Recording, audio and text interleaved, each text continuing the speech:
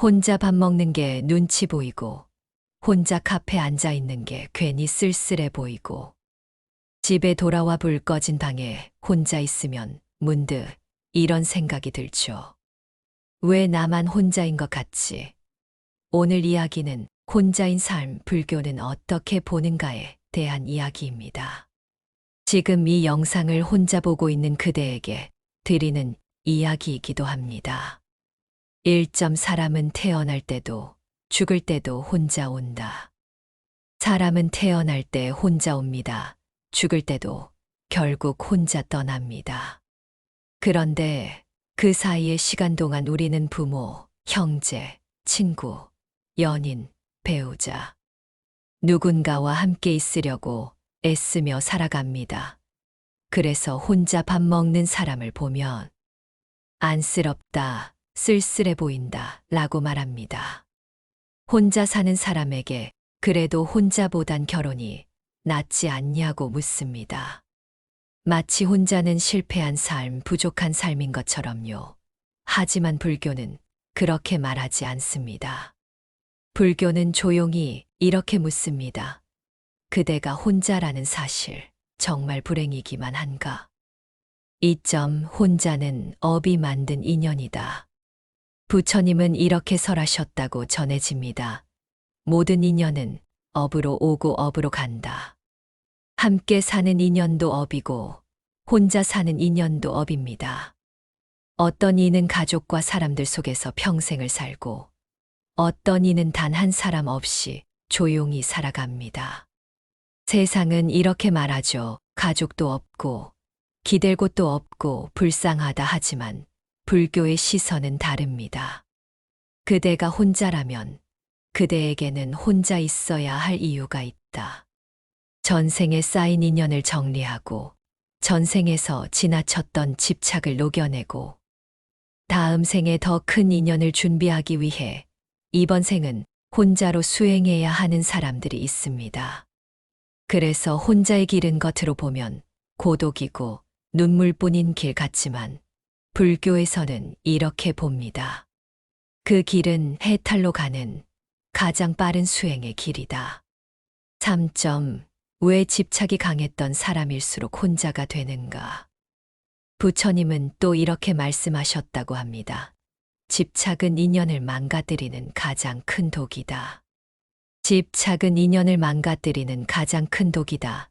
전생에서 누군가를 독차지하려 했던 마음, 전생에서 누군가를 독차지하려 했던 마음, 사랑을 소유하려 했던 마음, 상대를 내 것이라고 착각했던 마음, 그 마음이 강했던 이들은 이번 생의 정반대의 모습으로 업을 받기도 합니다.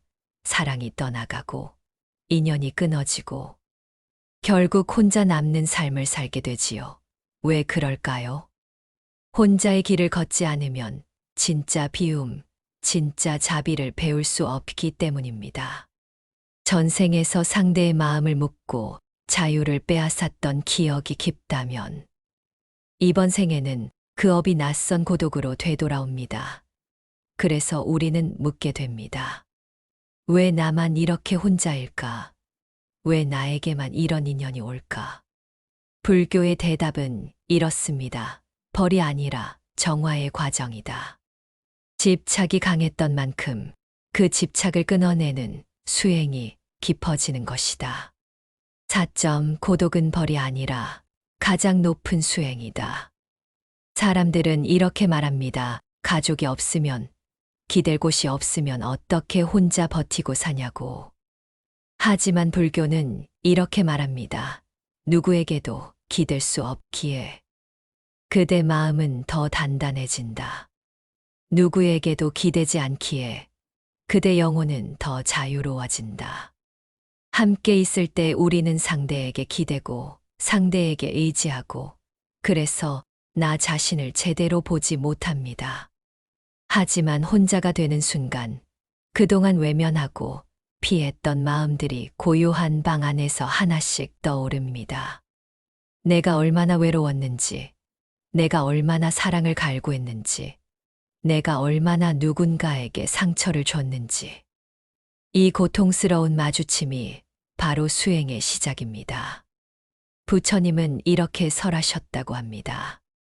홀로 있어도 괴롭지 않은 자, 그 마음이 이미 부처의 마음에 닿았다. 고독은 마음을 비추는 거울입니다. 그 거울 속에서 우리는 전생에 지어온 업을 보고 이번 생에 닦아야 할 마음을 보게 됩니다. 5점. 혼자 있는 시간에 드러나는 진짜 나. 사람들 속에 있으면 착해 보이기는 쉽습니다. 누군가의 눈치를 보면서, 평가를 두려워하면서, 겉으로만 괜찮은 사람처럼 살 수 있습니다. 하지만 부처님은 말씀하셨습니다. 혼자 있을 때 착할 수 있는 사람만이 참으로 착한 사람이다. 혼자 있을 때 드러나는 마음. 그 마음이 곧 그대의 진짜 얼굴입니다. 혼자 있을 때, 누구도 보지 않을 때, 나는 무엇을 생각하는가? 혼자 있을 때, 내 안에서 어떤 욕심과 미움이 올라오는가? 그 모든 것을 있는 그대로 알아차리고 조금씩 고쳐나가는 시간, 그게 바로 업을 지우는 수행입니다. 6점. 왜 하필 나인가? 라는 질문에 대한 불교의 대답. 고독이 깊어지면 이런 질문이 나옵니다. 왜 하필 나인가?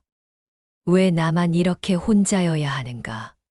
불교는 이렇게 답합니다. 그대는 선택받은 자다. 누구보다 크게 피어날 연꽃이기에 그대에게 고독이 주어졌다.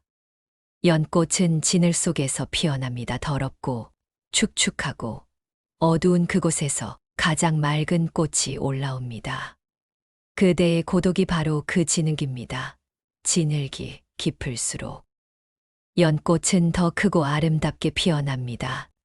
지금 그대가 홀로 있는 그 자리, 사람 하나 없는 그 방, 눈물로 베개를 적시는 그 밤이 바로 연꽃이 피어날 자리입니다. 견디고 버티고 마음을 닦아내는 그 모든 순간 헛된 집착은 줄어들고 복과 자비는 자라납니다.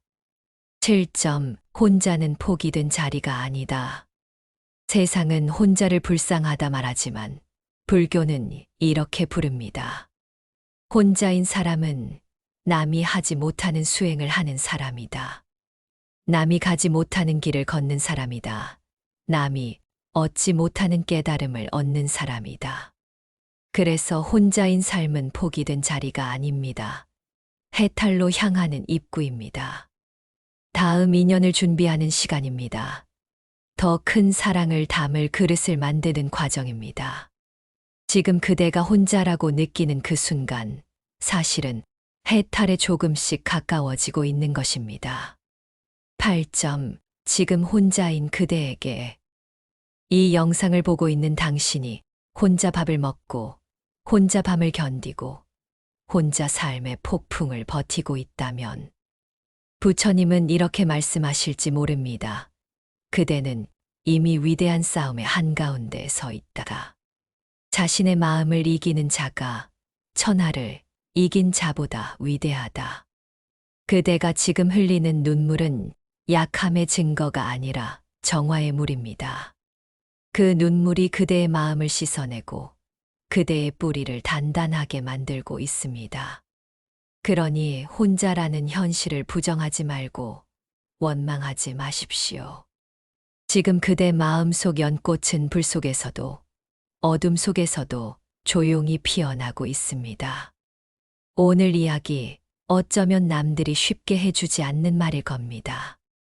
혼자라서 불쌍한 게 아니라 혼자라서 선택받은 것일 수 있다. 지금 이 말을 듣고 있는 당신은 어떤 마음이 드나요? 나는 왜 혼자인지, 내가 겪은 고독은 어떤 의미가 있었는지. 댓글로 당신의 이야기를 남겨주세요. 당신의 고독이 다른 누군가에게는 큰 위로가 될 수 있습니다. 오늘도 혼자서 버티고 있는 그대, 부처님이 허락하신 가장 신성한 수행의 길 위에 서 있습니다. 그 고독을 품어주십시오. 그 침묵을 사랑해 주십시오. 그 눈물을 존귀하게 바라봐 주십시오. 당신은 이미 해탈을 향해 걷고 있습니다. 나무아미타불 관세음보살.